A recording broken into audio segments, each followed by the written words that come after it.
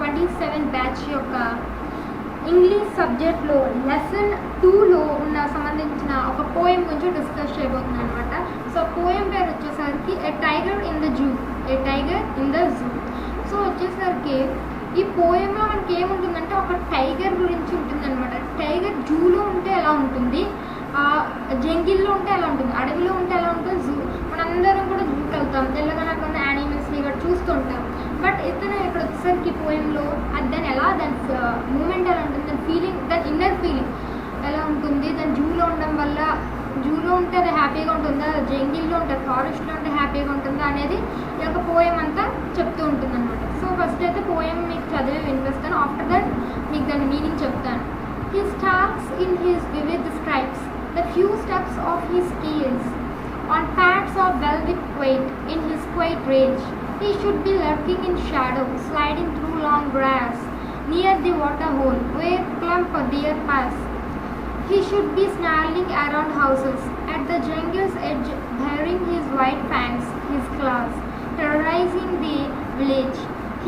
But he is locked in a concrete cell, his strength behind bars, stalking the length of his cage, ignoring visitors.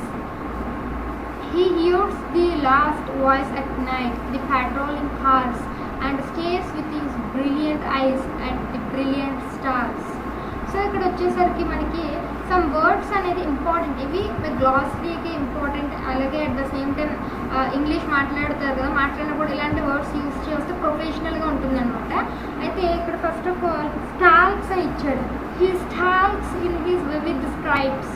స్టాల్క్స్ అంటే ఏంటంటే move లేదా stride అంటే walk, here walk అని ఆ టైప్లో వస్తుంది అనమాట. సో నడవడం అని వస్తుంది. ఇక్కడ నెక్స్ట్ ఇంకో వర్డ్ వచ్చేసరికి వివిడ్ అని ఇచ్చాడు. ఈ వర్డ్స్ అన్నీ కూడా ఇంపార్టెంట్, మళ్ళీ మనం చెప్తూనే వర్డ్స్ అన్నీ కూడా ఇంపార్టెంట్. నేను మీకు అలాంటి వర్డ్స్ అన్ని అండర్లైన్ చేస్తున్నాను. స్టాల్క్స్ అంటే హియర్ వాక్ అలాంటి మీనింగ్ వస్తుంది అనమాట. అతను నడుస్తున్నాడు, నడుస్తున్నాడు in his vivid stripes. Vivid అనగానే మనకి మీనింగ్ వచ్చేసరికి ఏమొస్తుందంటే షైన్ లేదా బ్రైట్ అనే మీనింగ్ వస్తుంది అనమాట. షైనీగా బ్రైట్గా ఉన్నదని వివిధ్ అని వస్తుంది. సో కేవ్స్ అంటే మీ అందరికీ తెలిసింది. ఆఫ్టర్ దట్ లాస్ట్లో ఫస్ట్ స్ట్రాంజాలో ఉన్న వర్డ్స్ చెప్తున్నాను అనమాట. సో ఫస్ట్ స్ట్రాంజాలో లాస్ట్ లైన్లో వచ్చేసరికి ఒక వర్డ్ వచ్చింది, రేజ్. రేజ్ అంటే ఏంటి అంటే ఎక్స్ట్రీమ్ యాంగర్ అనమాట, ఎక్కువ కోపం. సో అలా మీనింగ్ వస్తుంది. ఎక్స్ట్రీమ్ యాంగర్, ఎక్కువ కోపం అని అలా మీనింగ్ వస్తుంది అనమాట. సో ఈ 3 వర్డ్స్ ఇంపార్టెంట్. ఫస్ట్ ఇప్పుడు దీని మీనింగ్ ఏంటనేది చెప్తున్నాను. మొత్తం స్ట్రాంజా మీనింగ్, ఫస్ట్ స్ట్రాంజా యొక్క మీనింగ్ ఏంటనేది చెప్తున్నా, లిసన్ కేర్ఫుల్లీ. సో అంటే ఇక్కడ ఏం చెప్తున్నారంటే ఈ పోయంలో ఫస్ట్ స్ట్రాంజాలోకి వచ్చేసరికి టైగర్ ఇన్ ద జూ అనే పోయంని ఎవరు రాస్తారంటే లెస్లీ నారిస్. సో ఇతను లైఫ్ని కంపేర్ చేస్తున్నాడు అనమాట. టైగర్ జూలో ఉంటే ఎలా ప్రవర్తిస్తుంది, దాని వైల్డ్ లైఫ్లో ఫ్రీగా అంటే ఫారెస్ట్లో, అడవిలో వైల్డ్ లైఫ్ ఉన్నప్పుడు ఫ్రీగా ఉన్నప్పుడు ఎలా ప్రవర్తించేది అనేది చెప్తున్నాడు. ఈ యొక్క పోయిట్ అనేది బిట్వీన్ జూకి జంగిల్లో ఈ టైగర్ లైఫ్ ఎలా ఉంటుంది అనేది మొత్తం అంతటినీ కూడా దీన్ని చూపిస్తూ ఉన్నాడు అనమాట.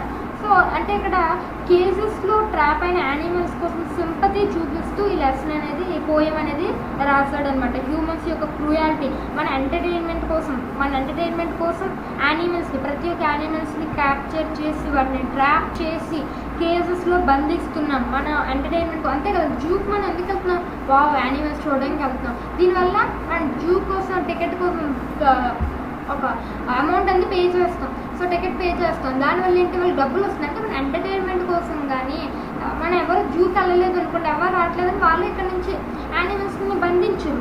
సో మన ఎంటర్టైన్మెంట్ కోసం మనం అది బంధించి చేసుకున్నాం. అయితే ఇక్కడ ఫస్ట్ స్ట్రాంజాలోకి వచ్చేసరికి టైగర్ని ఎలా డిస్క్రైబ్ చేశారన్నాడు అంటే నడుస్తుంది ఎలా కోపంగా. ఒక టైగర్ అనేది దాని కేజ్లో కోపంగా నడుస్తుంది అనమాట.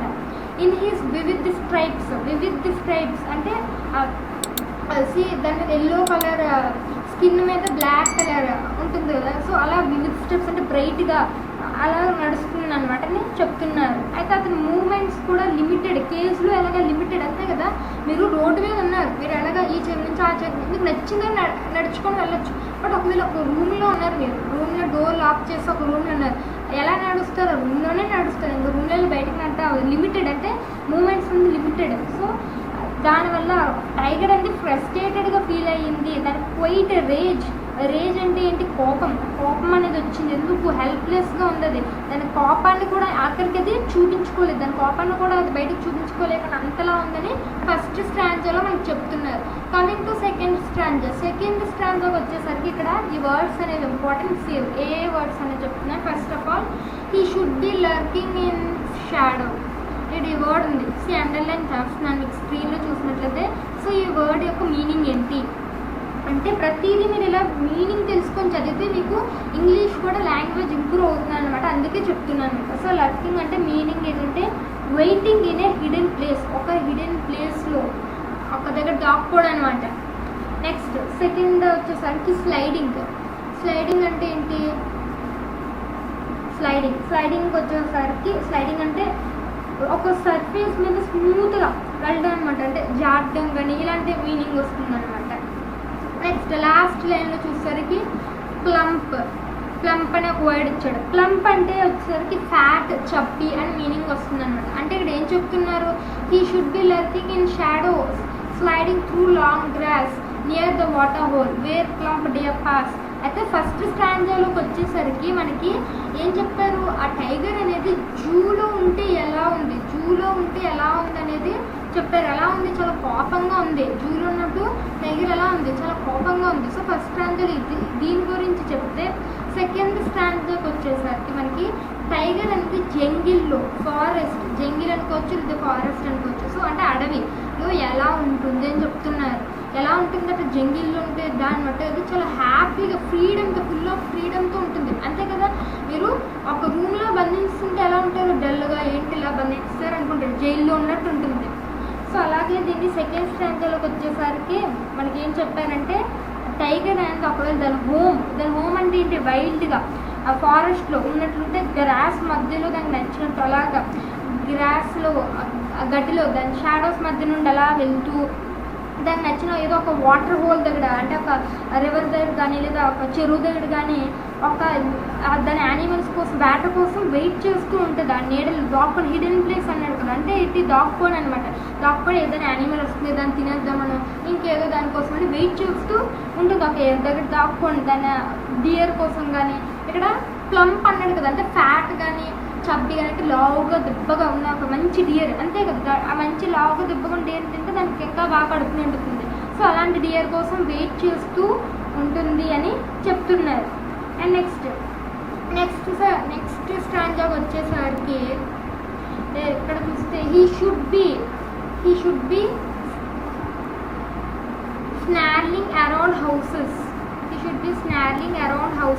at the jungle's edge, baring his white fangs, his claws, terrorizing the village. So ఇక్కడ మనకి ఏ వర్డ్స్ ఇంపార్టెంట్ గ్లాసరీ కోసం అంటే, ఫస్ట్ వచ్చేసరికి ఇక్కడ వర్డ్ వచ్చింది చూడండి, స్నార్లింగ్ అంటే ఏంటి, స్నార్లింగ్ అంటే నథింగ్ బట్ మనకు స్నార్లింగ్ అంటే మీనింగ్ వస్తే మేక్స్ అండ్ యాంగ్రీ లేదా వార్నింగ్ సౌండ్ అని వస్తుంది. స్నార్ల్ అంటే వార్నింగ్ సౌండ్, అంటే రోర్ చేస్తుంది చూడండి, అరుస్తుంది, గర్జిస్తుంది. సో అలా అన్నమాట, ఒక సౌండ్ చేయడం, భయపెట్టడానికి యువతలో ఉంది, భయపెట్టడానికి అంటే యాంగ్రీగా ఉండడం, వార్నింగ్ సౌండ్ ఇవ్వడం అని అర్థం అనమాట. అండ్ నెక్స్ట్ వర్డ్ వచ్చేసరికి బ్యారింగ్. ఇక్కడ థర్డ్ లైన్లో చూస్తే బేరింగ్ అని ఇచ్చాడు. సో ఈ వర్డ్ వచ్చేసరికి బేరింగ్ అర్థం ఏంటంటే అన్కవరింగ్ లేదా రివీలింగ్, అంటే దాన్ని మూసుకోకపోవడం వస్తుంది, కవర్ చేయకపోవడం అంటే కనిపిస్తుంది బయటికి అని అర్థం. అండ్ నెక్స్ట్ లాస్ట్లో టెర్రరైజింగ్ అంటే భయపెట్టడం అని వస్తుంది. టెర్రరైజింగ్ అంటే భయపెట్టడం అని మీనింగ్ వస్తుంది అనమాట. సబ్జెక్ట్ ఇంటూ టెర్రర్ అని మీనింగ్ వస్తుంది. సో ఈ యొక్క దాని మీనింగ్ ఏంటంటే, ఇందులో కూడా నేను ఫారెస్ట్లోనే ఉన్నట్టే చెప్తున్నారు. అంటే ఎలా ఉంటుంది, ఫారెస్ట్లో ఉన్నప్పుడు స్నార్లింగ్ అంటే కోపంగా దాని సౌండ్ గర్జిస్తూ, ఒక జంగిల్స్ ఒక ఎడ్జిన గర్జిస్తూ, బార్లింగ్ అంటే ముయ్యని, దాన్ని అన్కవర్ చేయండి, దాని వైట్ ఫ్యాంక్స్ అంటే దాని చేతికి గోర్లు ఉంటే దాని పళ్ళు, దాని చేతి గోలు ఆ షార్ప్ అని వాటితో విలేజ్లో అందరినీ భయపడుతూ ఉంటుంది. ఆ సింహం అనేది టైగర్ అనేది ఆ విలేజ్లో అందరినీ కూడా భయపెడుతూ ఉంటుంది అని చెప్తున్నారు. అంటే ఏంటి, ఇంత పవర్ఫుల్ ఇది, ఇంత స్ట్రాంగ్ ఇది అని చెప్తున్నారు. అది ఇంత స్ట్రాంగ్, ఇంత పవర్ఫుల్ అని చెప్తున్నారు. అండ్ నెక్స్ట్ స్టాంజాకి వచ్చేసరికి ఇక్కడ ఇంపార్టెంట్ వర్డ్స్ వచ్చేసరికి అంటే మీరు నేర్చుకోవాల వర్డ్స్ ఒక్కటే ఉంది. కాంక్రీట్ సెల్ అంటే ఏంటంటే జైలు సెల్ అని అలా అంటాం అనమాట. అంటే కేజ్ ఇలాంటి అన్నిటికీ మీనింగ్ వస్తుంది. సెల్ అంటే స్మాల్ కంపార్ట్మెంట్ రూమ్ అనే మీనింగ్ వస్తుంది అనమాట. సెల్ అంటే కాంక్రీట్ అంటే ఒక సాలిడ్ మెటీరియల్, అది ఒక స్ట్రాంగ్ మెటీరియల్, దాన్ని కాంక్రీట్ అంట. అయితే ఇక్కడ ఏం చెప్తున్నారు, but he locked in a concrete cell his strength behind bars stalking the length of his case ignoring visitors.